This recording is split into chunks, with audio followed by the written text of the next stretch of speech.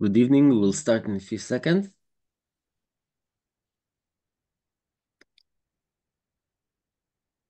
Okay. So good evening. My name is Noam and I'm from Reshet, the Mordechai Anilevich International Center for Holocaust Documentation, Research and Education. Thank you for joining us. Today we mark International Holocaust Remembrance Day, and this evening we will hear a special lecture that offers a new and intriguing perspective on sports under Nazi rule. The title of the lecture is Hitler's Willing Bystanders in Tribunes, the role of football under Nazi occupation in Austria and the Netherlands. The speaker is Hezi. Hezi is a PhD candidate in Tel Aviv University's School of History. His PhD discusses football matches against Germany and the formation of national identity in post-World War II, Austria and the Netherlands. Hezi will speak for about 45 minutes, and afterward you'll have the opportunity to ask questions using the Q&A feature on the bottom of your screen. So Hezi, thank you for being with us this evening, and the floor is yours. Okay, thank you very much. Good evening, everyone. As Noam so nicely presented me, I deal with the football and formation of national identity. Let me just share my screen now.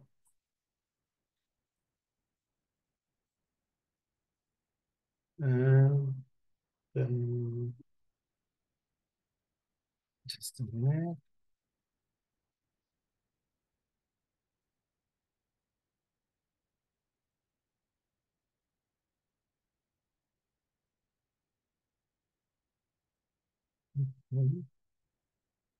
So I hope my screen is visible now.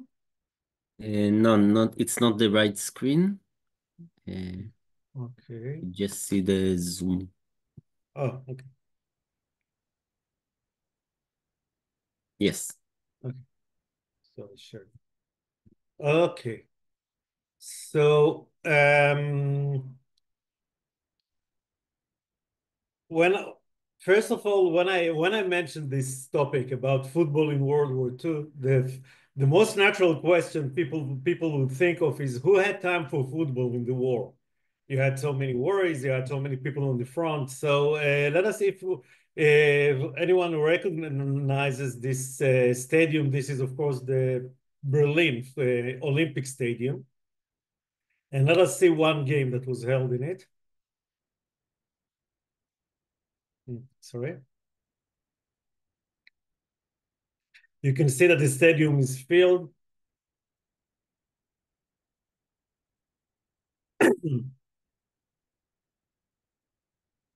And we can also see the Hitler salute. And the date of this game, this is the game, the final game of the German championship in 1941 that was held between Rapid Wien, then part Vienna was, and the entire Austria, part of Germany, of the Greater Germany after the annexation in 1938, and Schalke 04, which was then the most prominent German football team. We'll talk about this game later on, but this game was held on June 22nd, 1941, and the date that went down to history is the date when Nazi Germany invaded Russia, the Soviet Union. So you can see how much football is important even during such a time. And it wasn't only in Germany. This picture is taken from the Netherlands. And here also the stadiums are filled, even though it was far from being the professional football we know now. No one was paid for that, but the football was very popular on both countries in World War II. When I talk about so I'll talk about the game, the football, how important it was, and how collective forgetting was applied to the important role it played in the war. And when I talk about national identity and collective memory, the difference is that national identity is how the nation perceived itself. Like, for example, the USA is the land of the free, And collective memory or forgetting is what we choose to remember as to versus what we choose to forget. For example, one of the pictures that was engraved in American memory is the picture of raising a flag in Iwo Jima against the Japanese occupation. And for collective forgetting is mainly applied when history does not fit the national identity or the collective story, the narrative we have. For example, in 1936, the narrative is that J.C. Owens, the Black American who represented the land of the free, won 4 gold medals, and by doing so, he proved the myth of the Aryan race wrong. Was it really like that? Not so much. Actually, when the mere participation of the USA in the 1936 Olympic Games endorsed Hitler's regime. And the reason that there was a very strong movement for boycotting these games, but what tipped the scale was the claim of the American blacks that how can we fight, how can we boycott Nazi Germany for how it treats the Jews when we are treated this way in the USA? And well, of course, I'm talking about the USA with racial segregation. And but we choose to remember this picture. We choose to remember Jesse Owens or Ralph Metcalf, the other black. But of course, Hitler did not count on the support of people like Owens. What Hitler did count on was the support of white men like the third person, whom is never discussed outside of his country, the Netherlands. This is Tinus Oostendorp, who Hitler favorably nicknamed the fastest white man on earth. Tinus Oostendorp became a very ardent Nazi supporter, and in the war he became a police officer who collaborated with the Germans and handed over Jews and resistance members and was sentenced to jail. So this is the collective forgetting we have. And another issue I want to dwell on before is another question I'm always asked is how are Austria and the Netherlands similar? Well, of course, both have been empires who shrank back to the current size after World War I, Austria, and World War II, the Netherlands, after having empires like the Austro-Hungarian Empire or ruling Indonesia. But the main thing is, and that's why this presentation is focused on, is that both nations base their identity on being victims. We are not the Germans. We were victims. We were victims of a world that nobody wanted. And that's why also these two nations relativize the suffering of the Jews. The perception is that the entire nation was a victim, not only the Jews. Very strangely, while Austria now admits to being a perpetrator, in the Netherlands, it is not seen as such, even though the Nazi administration in the Netherlands was headed by Austrians, like Otto Seyss-Inquart, who was the Austrian chancellor for a day before Hitler took over, before it was it became a part of Germany. And you can see a biography about him in Dutch, and the biography says, Otto Seyss-Inquart, the life of a German viceroy in the Netherlands. And also another prominent Austrian in the Nazi administration, Hans Albin Rauter, the higher SS and police leader. And you see how ironic it is. The Austrian Hans Albin Rauter was the most feared and hated German in the Netherlands. No one remembers Austria as the perpetrator in the Netherlands.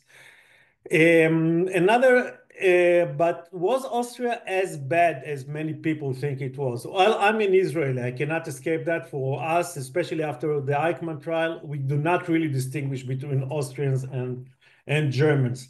And the image we all have about the Anschluss, about the annexation, is that the Austrians are all jubilating, are all willingly accepting the German annexation.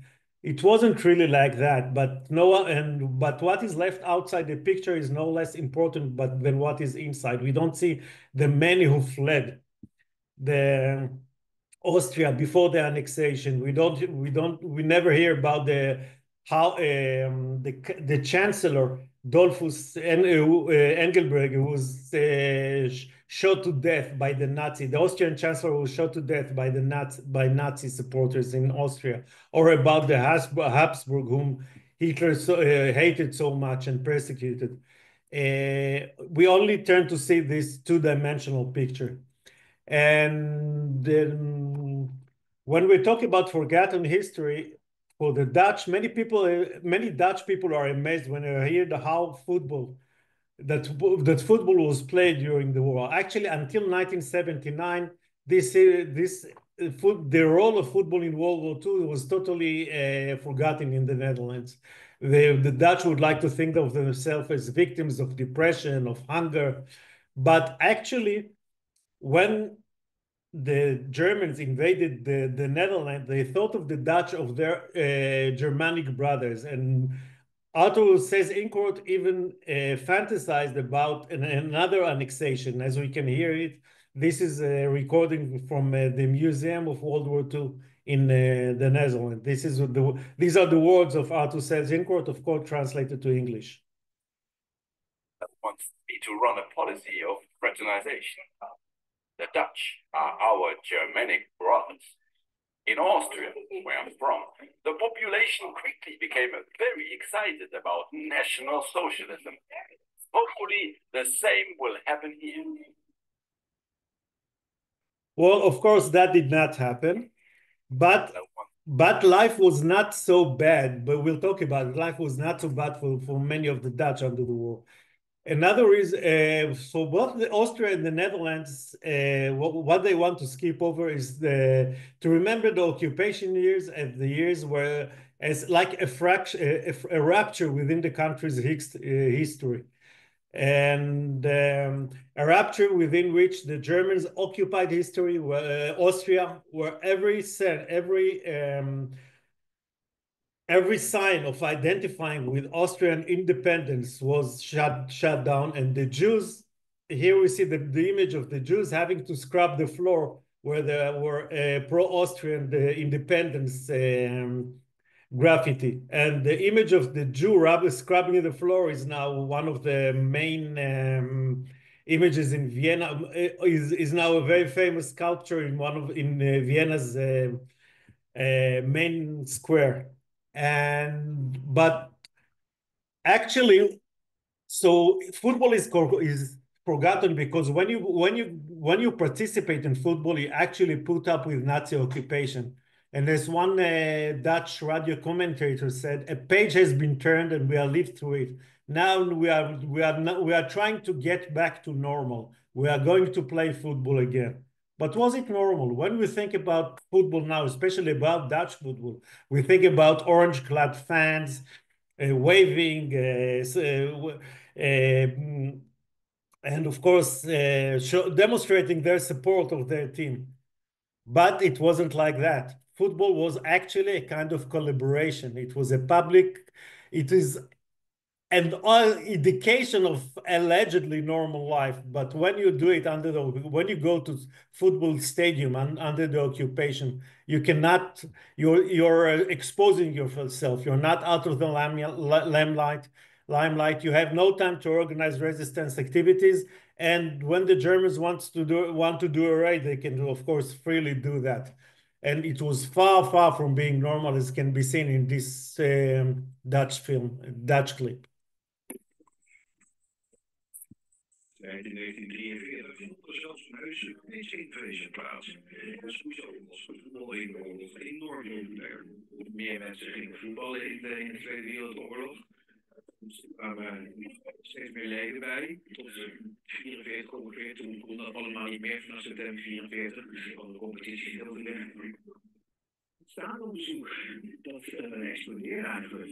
Dat was zelfs zo populair dat honderdduizenden schouwplaats verlieten om een wedstrijd te zien. ook heel veel mensen, supporters van ADO, Feyenoord, van Ajax, wie dan ook, hun leven hebben gewaagd om 1 keer in de 2 weken te kunnen kijken naar een thuiswedstrijd van hun favoriete ploeg. De Duitsers maakten daar gebruik van. Tijdens voetbalwedstrijden werden er invallen gedaan in de stadions. Er waren regelmatig ranzia's bij stadions. Daar werd ook voor gewaarschuwd door de illegale pers, door de verzetskranten, de waarheid, bijvoorbeeld het communistische blad. Ik heb daar net een oproep in gevonden van ga dan alsjeblieft niet naar sportwedstrijden toe. Want dat is lekker. Football is a mortal danger. That's how it was. And of course, it's not what we know about them. When we think about football now, of course, we are contaminated by our by two things, by two perceptions. The one is that what we know about the present is football as a symbol of independence, and the division, the very sharp division between collaborators and resistance fighters. And anyone who lived in Israel, who studied the Eichmann trial, knows that the Holocaust memory in Israel, know that until the Eichmann trial, also in Israel, you were either a participant of the Warsaw Ghetto, or you went like a lamb to the slaughter. There was no other choice. So going to football is a kind of collaboration, but it's not but it's a kind of a collaboration that is easily forgotten. In Austria, another very important reason to remember football during World War II in Austria was that in Austria, in the Netherlands, football became associated with the country only in the 1970s. The Dutch team was very weak until then. But in Austria, the 1930s had a very, very good team, which is quite forgotten now in football history. It's the Wunder team, whose coach was Hugo Meisel.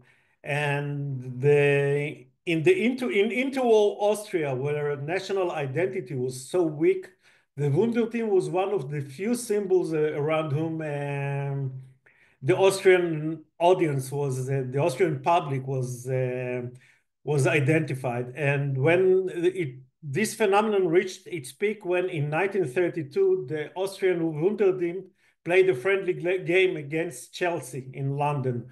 You can see the huge gathering of people in Heldenplatz, the same square where Hitler made his famous speech in 1938. In 1932, it was the radio game was transferred live, and so many people gathered to hear it.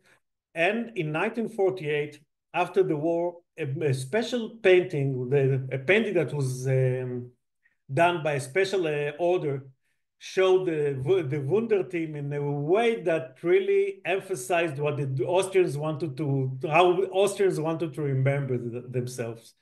They are in London, so they are more aligned with the good guys, with the Englishmen. Hugo Meisel is very prominent here with the cane, and he's carrying an English newspaper. And in 1931, the Austrian team, the Wunder team, won the Germans. And the myth in Austria says that it's Wunder team bis Cordoba, from the Wunder team until Cordoba. From 1931 until 1978, Austria never won an official game against Germany. And we'll see to that afterwards. And in the 1930s, Austria was also another memory is that Austria is one of is the victim not only of Nazi Germany in 1938, but also of fascist Italy in football in 1934 in the semifinal. The 1934 World Cup was a rigged World Cup where everything was done under Mussolini to make Italy the world champion. And Italy had a very, very strong barrier to cross, which was the Wunder team. And Italy won 1-0 in one of the most ridiculous goals I've ever seen.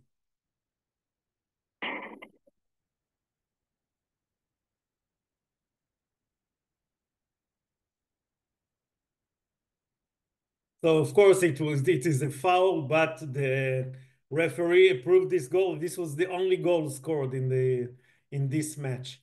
And when I talk about Cordoba, that was in 1978. Germany and Austria faced each other in a game that everyone was sure that Germany is going to defeat Austria. Surprisingly, Austria held until 2 minutes from the official time.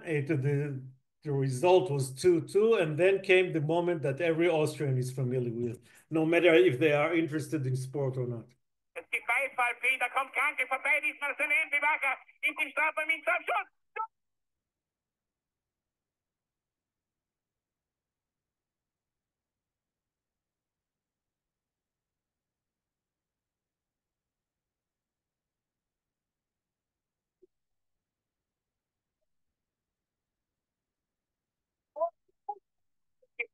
So Cordoba became such a symbol of Austrian independence that it's still celebrated today.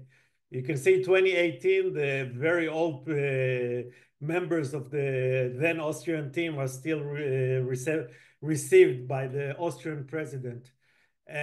חזי, אם תוכל רק להוריד טיפה את המסך שלך, כי רואים אותך חתוך למעלה, את הראש. אחלה, תודה. Sorry.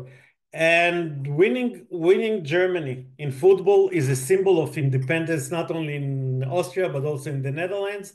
In 1988, after 14 very frustrating years since the loss in the World Cup in 1974, in 1988, there is a European Championship in Germany, and in the semi-final, the Dutch team wins Germany. And this is how and then they qualified to the final. They became European Championship, but it's hard to tell what the Dutch were more glad from winning the Germans or being European Championships. And this is how they were received in the Netherlands. Op dat EK kwamen er natuurlijk twee hele bijzondere dingen naar voren. A, je wordt Europees kampioen, maar B, je verslaat Duitsland. En dat leefde bij zoveel mensen, natuurlijk de generatie van de oorlog, maar in de sportgeneratie natuurlijk de nederlaag van 74.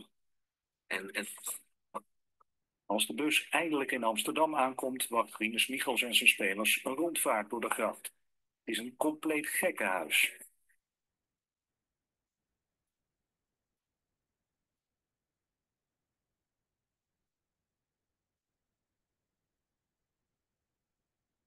Er komt het banddoek aan, links. De finale was dinsdag. Dat was de avond van Nederland-Duitsland. So yes, the Dutch are very keen to win the Germans, and after the war, the Dutch are keen to prove that they have nothing to do with the Germans. The Germans were our enemies; they are our comic book villains. And as Buruma also said, we did not spend our holidays in Germany. We had no German friends, and we hardly heard, let alone spoke the language. So. And the only memory is the memory of the resistance. But as we can see in this image, in the Dutch, their army was very weak, so it took them only the Germans only 6 days to win over the Dutch. That happened in May 15th. Only 2 weeks later, there was already a friendly football game between German soldiers and our militaries. So it was really a collaboration, and even today's symbol of independence was then part of the collaboration. Today, the KNVB, the Royal Dutch Football Association, is a symbol that is proudly worn on the shirt of every Dutch football player. But back then, it was only one of many football associations, and the Germans made it the most prominent one, of course, omitting the K, which meant Dutch independence. Another symbol is Rapid Wien. We saw in the beginning of the presentation that Rapid Wien participated in 1941, and this is on their website. 80 years ago, SK Rapid became the German champion.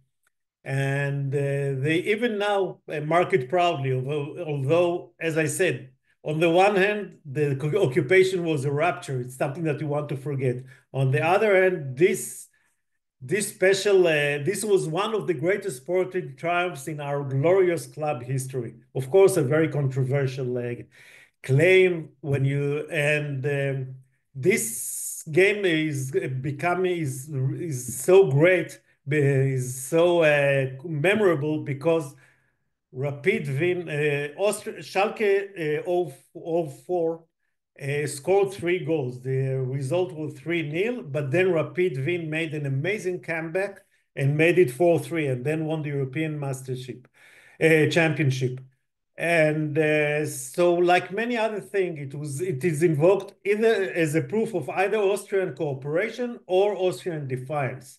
Many claim that the Germans even let the Austrians win because they wanted them to show that they wanted to give them a bit of independence. And further, this game was even used by as a Nazi propaganda tool. A year later, in 1942, Joseph Goebbels commissioned a special film featuring 2 fictive teams, Gloria and FC Nord, in which FC Nord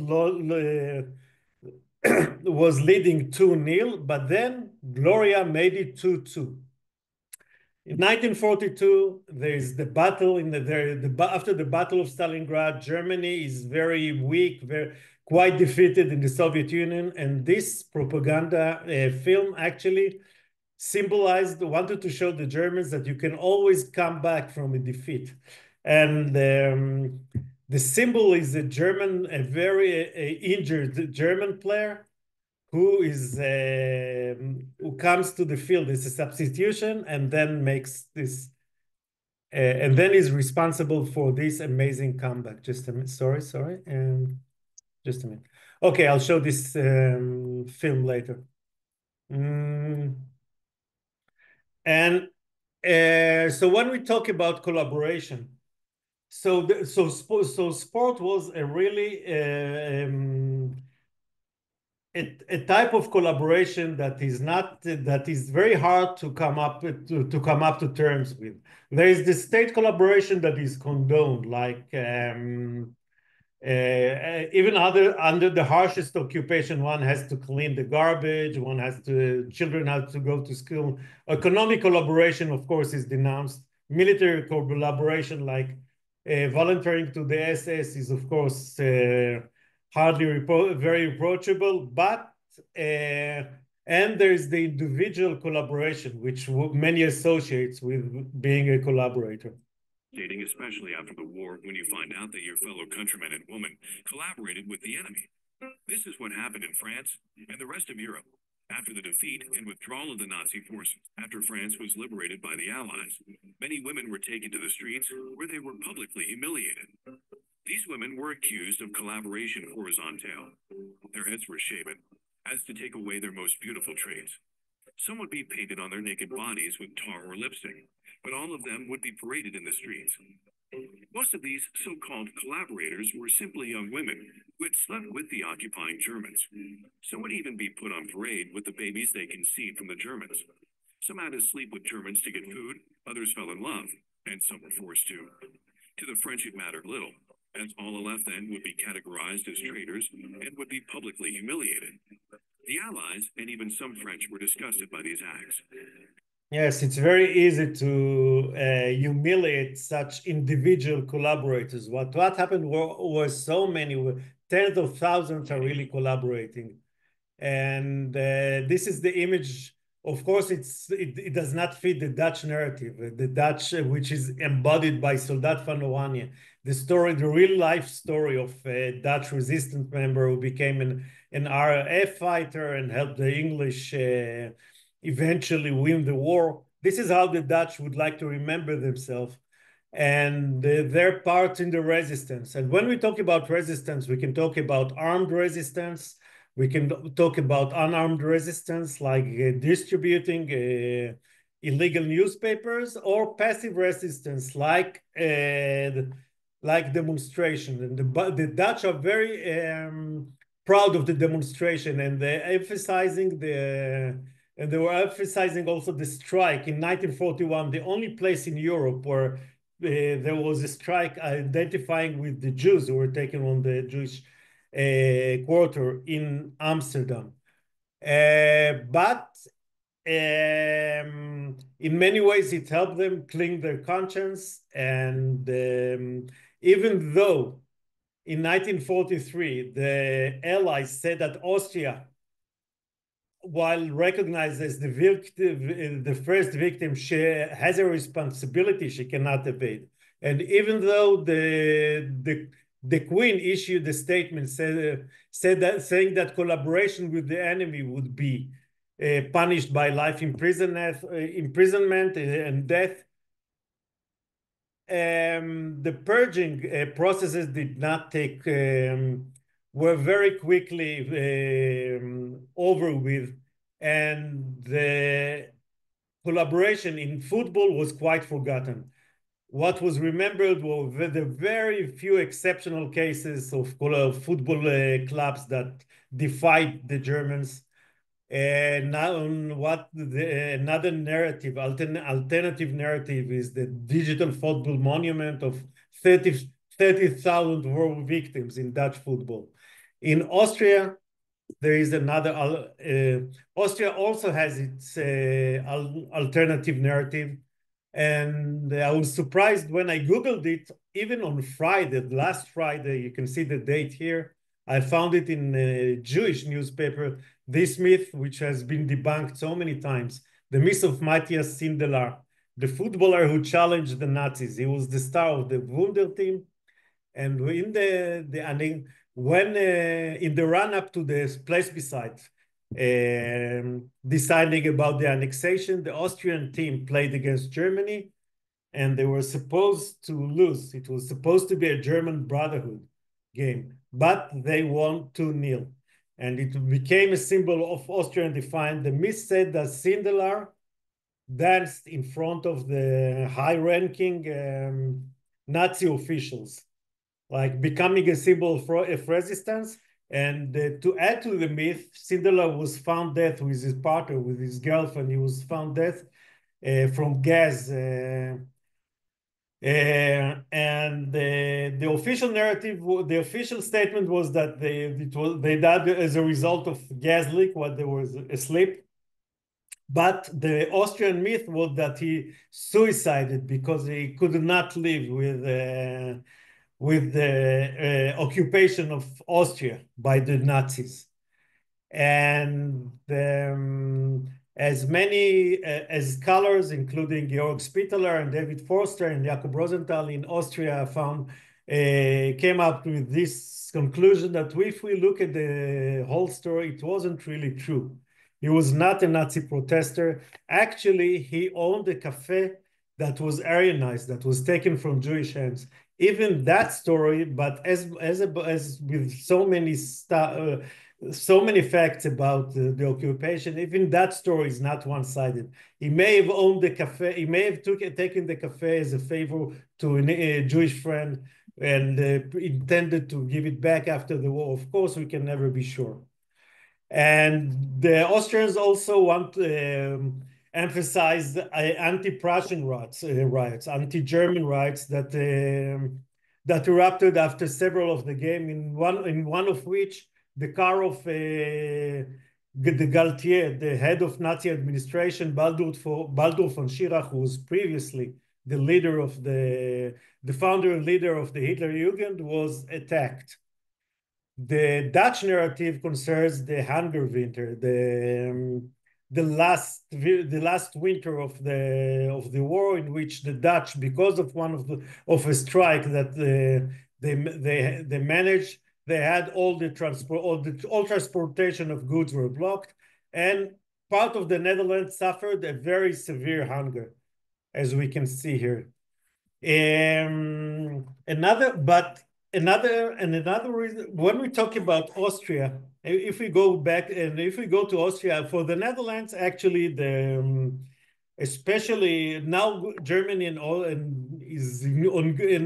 Holland are in good terms, but in the late, let's say until the early 2000s or late 1990s, it wasn't always the case. With Austria, it is always there is always the tension between, even in football, while Cordoba was the symbol of post-war Austrian independence, it took only 4 years until this symbol was challenged again. When Austria, Algeria, and Germany were drafted to play in the same early stage in 1982, football championship in Germany, and what we see now took place. Pero Alemania Federal constató pronto la calidad de los argelinos. Derrotados por 2-1, los alemanes estaban obligados a ganar sus 2 siguientes partidos. Lo que Argelia no podía adivinar es que iba a ser la víctima de una de las mayores injusticias en la historia de los mundiales. Antes de comenzar el partido, los alemanes sabían que necesitaban ganar para pasar de ronda. Un empate o una derrota por la mínima también servía a los austriacos. Con el gol del alemán Rubens en el minuto 9, ambas selecciones estaban clasificadas. Pero el apaño no fue inmediato. Alemania continuó atacando en busca del segundo tanto. Austria se defendía con dureza. Hasta que al poco de comenzar la segunda parte, el acuerdo se hizo evidente. Y el público del Molinón lo denunció.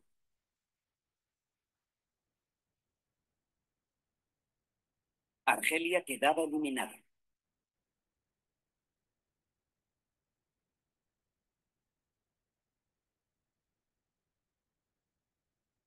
So this game is known, went down to the football history as this disgrace of Gijón. It's even the reason why football games must start at the same time now. It was so horrible that they changed the rules of the football game. And as Andrei Markovich stated in 1996, it was between the spirit of Gijón and the one from Cordoba that German-Austrian relations have vacillated for nearly 200 years. So even the story of Austrian football is kind of was it defiance? Were they defying the Germans? Were they complying with the Germans? You know, you can take it both ways,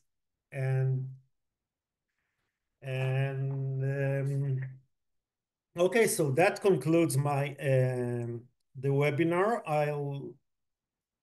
Okay, I can, by the way, for the game, okay, if you have any questions, then maybe also, if you have time, I can show you the propaganda film, but I would be glad to have any questions now.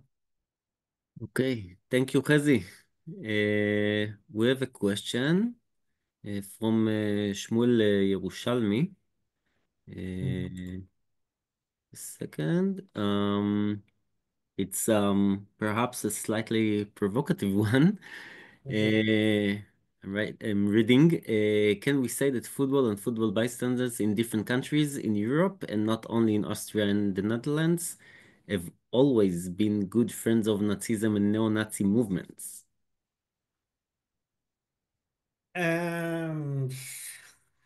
Well, I'm not sure I understand this question. Like football standards. Okay, football bystander.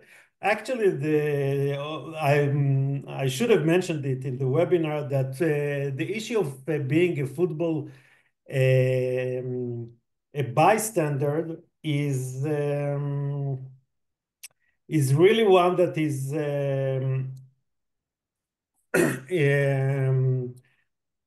when we talk about Austria, when I gave this this webinar, the title of Hitler's willing bystanders, it's actually one of the nicknames that is given to the way Dutch the way the Dutch are perceived during the war, because they're not really resistance, but then it's not that they really all of them have hidden Jews, but all of them collaborated. Many of them were bystanders. And yes, in many countries in Europe, sport was the symbol of collaborating with the Germans. It's not only in countries where most of the Jews perished, like in Austria and the Netherlands. You can say it also about Denmark, who the Danes helped their Jews escape to Sweden. but they really collaborated with the Nazis in that, and football went on the usual in Denmark. Actually, almost the only exception, and if you read Simon Cooper's book about the Ajax, the Dutch, the Jews, almost the only exception was Norway. Well, Norway has Quisling, who is, well, of course, is a symbol of collaboration. But when you talk about collaboration in sport, Norway did not have such a. The Norwegians actually banned the games that did not let the Nazis have their own leagues or even sport competitions. So actually, yes, you are right. You can say that they were collaborating. Okay. With another question, in Ukraine, there is the famous story of Dynamo Kiev team who beat German teams, was warned to stop, continued to beat them, and was disseminated as a reprisal. It is a myth, but shows an opposite case. Yes, it's exactly like the myth of the Austrians who were supposed to beat to lose to the Germans, but they beat them. Exactly, it's exactly the same myth.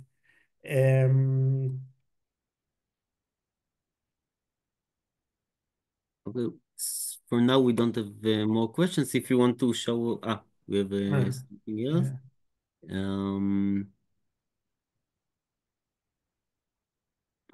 Thank you very much. You convincingly uncovered the blind spots of the very selective national memories, and you uncover individual consent.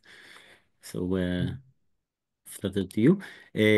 So, if you want, we have time to show the last thing you wanted. Yes, just a minute. Okay, so this is the film about Rapid Wien's victory. As I said, it's like a symbol where an injured player is entering the field and brings on the victory, like symbolizing Germany. You just need to share the screen again. Oh, sorry, just a minute.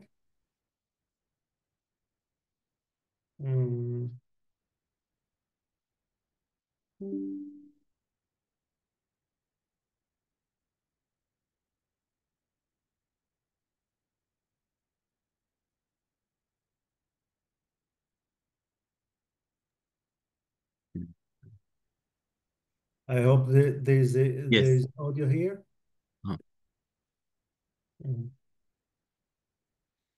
Okay, sorry, I have. Not audio, but we can read.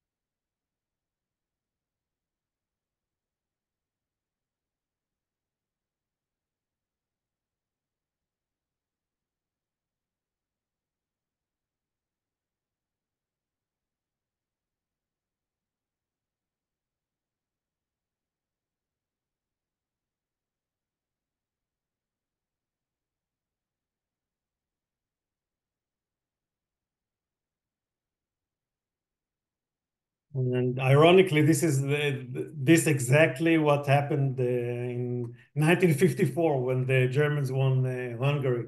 So it's a bit of a prophetic film as well.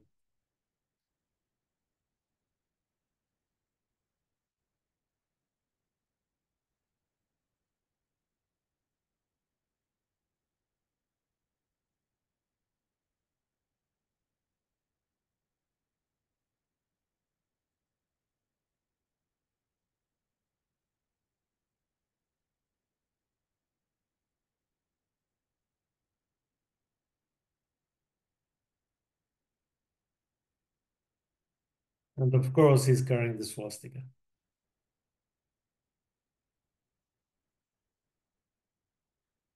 Okay, so this is finally, so this is the end. Okay, thank you very much. So we have no further questions. So I'll just want to say thank you very much again, Hezi. And we hope you find all this lecture valuable, interesting, and have a great evening. And goodbye. Thank you. Thank you. Mm.